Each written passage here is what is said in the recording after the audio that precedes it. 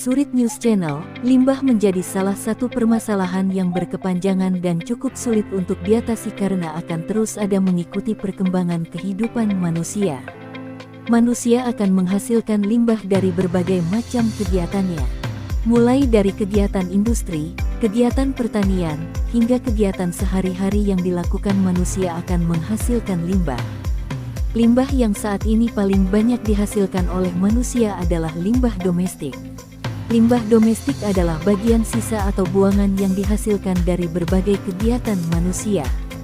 Limbah domestik dapat berasal dari rumah tangga, sekolah, penginapan, restoran, perkantoran, pasar, mal, dan sarana sejenis lainnya.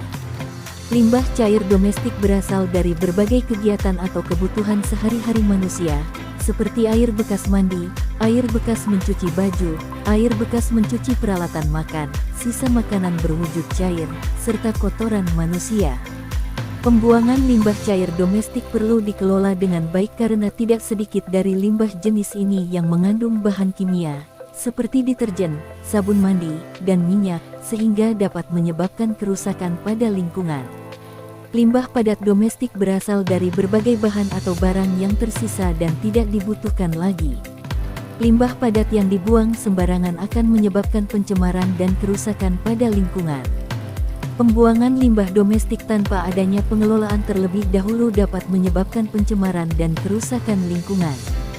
Pembuangan limbah domestik yang mengandung bahan kimia, seperti deterjen, di permukaan tanah dapat mempengaruhi tingkat keasaman pH tanah yang akan berpengaruh pada penyerapan unsur hara dan pertumbuhan tanaman. Limbah dengan kandungan bahan kimia yang dibuang di sungai akan merusak atau bahkan membunuh tanaman dan hewan yang hidup dalam sungai tersebut. Hal tersebut terjadi karena air limbah yang mengandung bahan kimia domestik ini akan mengurangi kadar oksigen yang terdapat dalam air sungai sehingga merusak kualitas air sungai tersebut. Keadaan ini akan berpengaruh pada kerusakan ekosistem di sungai dalam waktu yang berkepanjangan.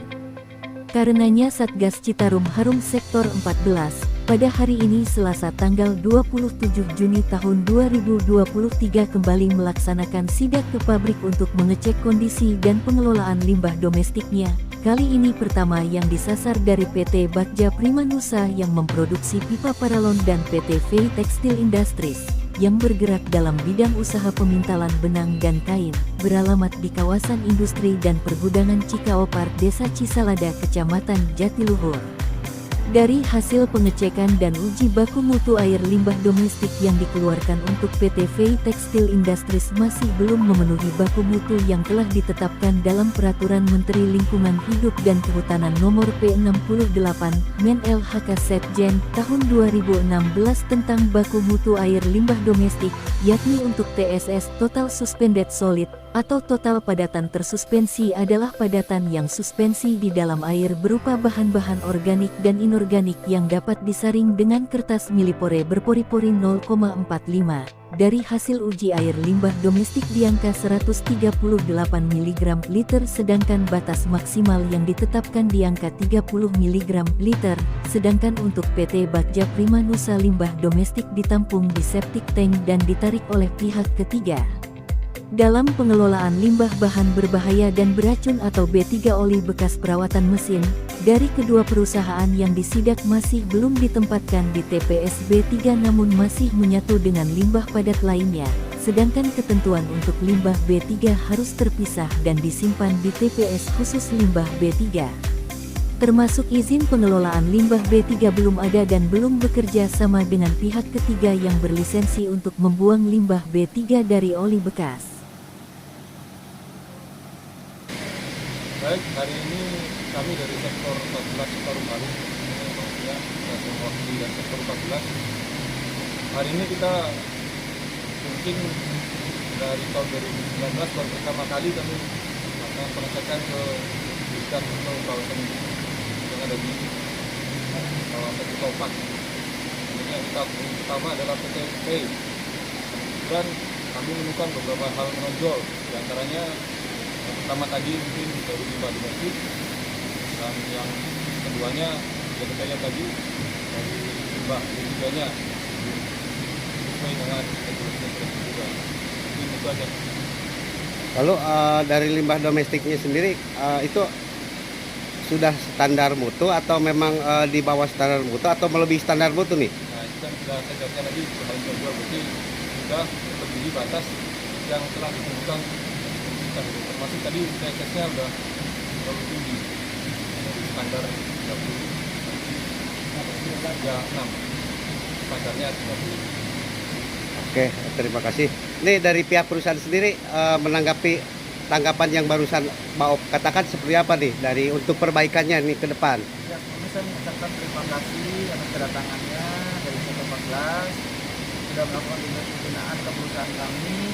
Temuan-temuan yang tadi disampaikan oleh sektor 14 akan kami benahi untuk sesuai sama aturan dan prosedur yang telah ditentukan oleh pemerintah. Itu saja Pak, terima kasih. Nama Bapak? Nama saya Fauzi Ramadan, panggilnya Pak Rama, Lalu jabatan di sini? sebagai HRD di Oke. Terima kasih nih. Sekarang dari Palura sendiri nih, tanggapan dari Palura sendiri dengan keberadaan perusahaan yang sekarang di kawasan Cikaupak. Nih selama ini Palura tahu bahwa di sini ada perusahaan lalu menimbulkan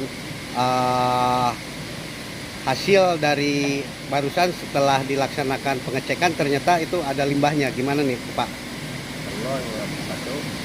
Kenalkan nama saya Kepala Desa Cikalada, Enang. Nah, harus menuhun kepada pihak Citarum sudah ada datang ke wilayah kami. Mungkin untuk ke depannya kami akan perbaiki lebih baik lagi.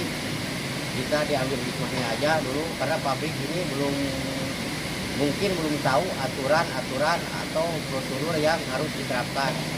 Maka dari itu kami sangat berterima kasih kepada pihak yang terkait untuk datang ke sini. Cukup sekian dari saya. Waalaikumsalam warahmatullahi wabarakatuh.